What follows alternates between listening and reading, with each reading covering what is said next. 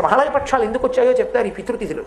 పితృతిథులు రావడానికి కారణంగా ఏమంటారంటే, కర్ణుడు శరీరం విడిచిపెట్టిన తరువాత స్వర్గలోకానికి వెళ్ళాడు. మరి యుద్ధంలో కదా మరణించాడు, స్వర్గానికి వెళ్ళాడు. తీరా స్వర్గానికి వెళ్ళిన తర్వాత ఆయన బంగారం ఉంది, వెండి ఉంది, కిరీటాలు ఉన్నాయి, ముత్యాలు ఉన్నాయి, పగడాలు ఉన్నాయి, వజ్రాలు ఉన్నాయి, అన్నీ ఉన్నాయి, అన్నం నీళ్లు లేవు. ఆయన అన్నాడు, అదేమిటి అవి రెండు ఎందుకు లేవు అన్నాడు. నువ్వు అవి ఎప్పుడూ ఇవ్వలేదు ఎవరికి, కాబట్టి లేవన్నాడు. ఇవి ఇచ్చావు, ఉన్నాయి అనంతంగా. అంటే ఆయన అన్నాడు, నాకు చెయ్యడానికి ఎవడు లేడు.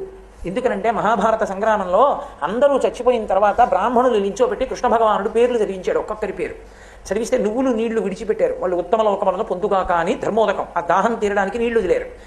వదిలితే అందరి పేర్లు చదివితే ఒక్కొక్క పేరు చదివితే మావాడే అని ధృతరాష్ట్రుడు తెలివాడు, మావాడే అని ధర్మరాజు తెలివాడు. కర్ణుడు అన్నారు, మావాడు కాడన్నాడు ధృతరాష్ట్రుడు, మావాడు కాడన్నాడు ధర్మరాజు. నువ్వులు నీళ్ళకి నోచుకోనివాడు కర్ణుడు. అప్పుడు ఉండలేకపోయింది ఇంకా కుంతీదేవి, ఏడుస్తూ వచ్చి నిజం చెప్పింది. ఆయన నా పెద్ద కొడుకు ధర్మరాజా, నీ అన్నగారు నువ్వు విడిచిపెట్టాడు. ఆయన అన్నాడు, ఎంత తప్పు చేయించావమ్మా, పెద్దవాణ్ణి పడగొట్టించి సింహాసనం నాకు ఇప్పించావు. ఆడదాని నోట రహస్యం దాగడం వల్ల ఇంత ఉపద్రవం జరిగింది కాబట్టి ఆడదాని నోట నువ్వు గింజ నానినంతసేపు నిజము నిలబడకుండుగాక అన్నారు. కాబట్టి నువ్వులు నీళ్ళకి నోచుకోలేదు కర్ణుడు. ఆయన అన్నాడు, మహానుభావుడు, నేను కిందకెళ్ళి ఉపకారం చేసుకుని వస్తాను, నాకు కొద్దిగా సమయం ఇమ్మన్నాడు. ఆయన యొక్క దానగుణాన్ని చూసి అనుగ్రహించాడంటారు ధర్మరాజు గారు.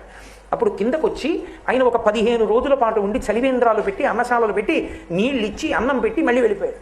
వెళ్ళిపోయినప్పుడు యమధర్మరాజు గారు, నువ్వు ఇచ్చావు కాబట్టి ఇప్పుడు నీకు ఇస్తున్నాను అన్నాడు. అంటే ఆయన అన్నాడు, చేసుకోకుండా వెళ్ళిపోయిన వాడిని నేనే కాదు, చాలామంది ఉన్నారు ఈ లోకంలో, వాళ్ళందరూ కూడా వెళ్ళిపోయిన తర్వాత బాధపడాలిగా.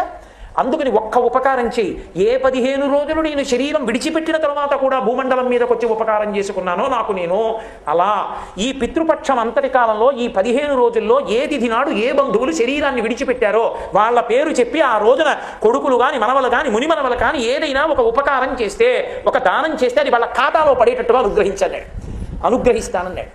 తల్లి కాని, తండ్రి కాని, పెదనాయన కాని, పినతండ్రి కాని, తాతగారు కాని, ముత్తాతగారు కాని పడిపోయిన తిథి తెలియకపోతే, అలా తెలియనప్పుడు మహళయపక్షం అమావాస్య నాడు పెట్టేసిందంటారు. అందుకే దానికి మహళయామావాస్య అని పేరు. అసలు అమావాస్య నాడు మధ్యాహ్నం 12 గంటలకే పితృదేవతలు వచ్చి గుమ్మం ముందు నిలబడతారు నీళ్ల కోసం. మహళయామావాస్య నాడు ఎవరి పేరు మీకు తెలియకపోయినా, మా తాతగారు ఎప్పుడు పడిపోయారో నాకు తెలియకపోయినా, ముత్తాతగారు ఎప్పుడు పడిపోయారో నాకు తెలియకపోయినా, నేను ఒక్కసారి మా పెద్దలందరినీ స్మరించి అమావాస్య నాడు స్వయం పాకం ఇచ్చాను అనుకోండి, అమావాస్య నాడు ద్రవ్యం ఇచ్చాను అనుకోండి, అమావాస్య నాడు ఉదకధార విడిచిపెట్టాను అనుకోండి, విడిచిపెడితే అది బంధువులందరికీ చెందుతుంది. కాబట్టి ఉన్నవాళ్ళు వెళ్ళిపోయిన వాళ్ళకి ఉపకారం చెయ్యగలిగిన ఏకైక రోజు మహాలయ అమావాస్య. ఆ పితృపక్షంలో ఈ రోజు చెయ్యాలి.